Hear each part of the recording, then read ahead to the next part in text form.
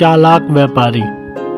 एक बार की बात है, एक गांव में संजू नाम का चालाक व्यापारी रहता था। संजू के पास एक मरियल सा घोड़ा रहता था जो किसी काम का नहीं था। ना तो वो बिक रहा था और ना ही कुछ काम कर पाता था। संजू व्यापारी उसको बेचने की हर संभव कोशिश करता है, पर वह घोड़ा कोई लेने को तैयार ही नहीं होता। एक दिन संजू जब अपना घोड़ा लेकर रास्ते से गुजर रहा था, तभी वहां से राजा गुजरते हैं और हंसते हुए उस व्यापारी से कहते हैं, इस मरियल घोड़े को कहाँ ले जा रहा है संजू? जाकर इसको जंगल में छोड़ दे। संजू राजा से कहता है, महाराज, यह घोड़ा बहुत ही कीमती है। यह वह काम कर सकता है जो काम आपका घोड़ा नहीं कर सकता।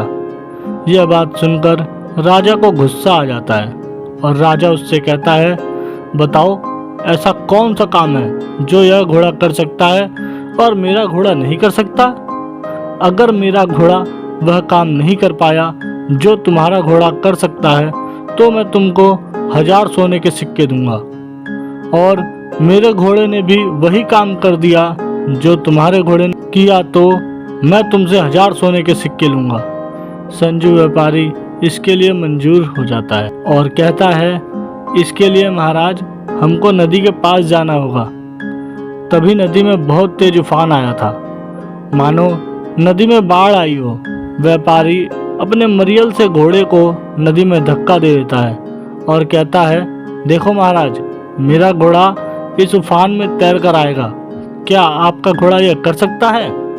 महाराज का घोड़ा बहुत कीमती रहता है और वह महाराज को बहुत प्यारा भी रहता है। इसलिए महाराज उफनती नदी में अपने घोड़े को फेंकने की हिम्मत भी नहीं करते और उस व्यापारी से कहते हैं, तुम शर्त जीत गए। इस प्रकार व्यापारी उस मरियल घोड़े से भी 1000 स्वर्ण मुद्राएं प्राप्त कर लेता है।